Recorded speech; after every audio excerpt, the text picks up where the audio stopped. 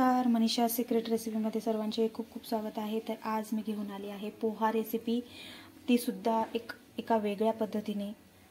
तर यासाठी मी ते कांदा घेतलेला आहे, शेंगदाणे, टोमॅटो, हिरवी मिरची, कोथिंबीर आणि कढीपत्ता आणि पोहे भिजून घेतलेले आहे मी। तर त्यामध्ये हळद आणि मीठ आणि थोडेसे साखरचे दाणे टाकून घेतलेले आहे मी अगोदरच आणि मिक्स करून घेतलेला आहे।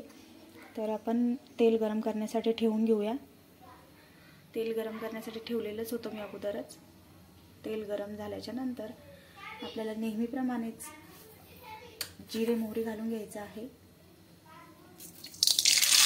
आणि छान तडतडून घ्यायचं आहे। त्यानंतर आपण त्यामध्ये आपले साहित्य टाकून घेणार। तर यासाठी मी कांदा टाकून घेते अगोदर। कांदा परतून घ्यायचा छान अगदी आणि लगेचच शेंगदाणे सुद्धा टाकून घ्यायचे, कारण तळल्या जातात कांद्यासोबतच ते सुद्धा। मिरची सुद्धा टाकून घ्यायची सोबतच आणि कढीपत्ता सुद्धा मी असंच टाकून घेते न तोडता, वेगळा न करता। असंच आपल्याला हे सर्व परतून घ्यायचं आणि कांदा हा लालसर रंग येईपर्यंत तळून घ्यायचा आहे। कांदा आता परतून झालेला आहे। आता यामध्ये आपण टोमॅटो घालून घेऊया। टोमॅटो आता हे परतून घ्यायचं आपल्याला, थोडंसं कच्चेपणा जाईपर्यंत। जास्त टोमॅटो आपल्याला नरम नाही होऊ द्यायचं, थोडंसं अर्धवट कच्चं ठेवायचं,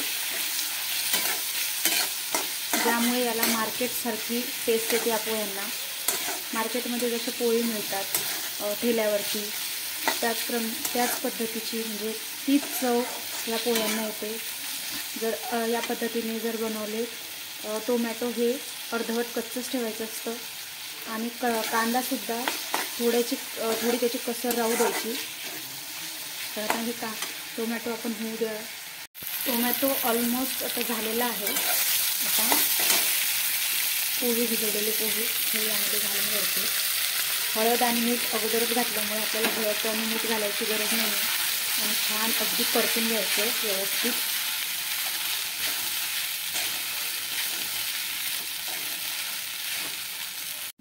पोहे बनून आता रेडी झालेले आहेत आणि आता फक्त त्यावरती कोथिंबीर टाकायची आहे। पोहे बनून रेडी झालेले आहेत, आता फक्त कोथिंबीर घालायचं आहे वरतून। कोथिंबीर घालून घ्यायचं आहे आणि सर्व करायचं आहे। त्या अगोदर आपण थोडंसं मिक्स करून घेऊया। झालेत आपले झटपट बनणारे पोहे, ते सुद्धा मार्केटसारखे। मला ही रेसिपी कशी वाटली तर मला कमेंटमध्ये नक्की सांगा आणि ही व्हिडिओ आवडला असल्यास लाईकसुद्धा करा आणि अशाच नवनवीन रेसिपींचा आस्वाद घेण्यासाठी माझ्या चॅनलला सबस्क्राईब करा आणि नोटिफिकेशनला प्रेस करा, ज्यामुळे तुम्हाला नवनवीन व्हिडिओंचा नोटिफिकेशन मिळेल। थँक्यू।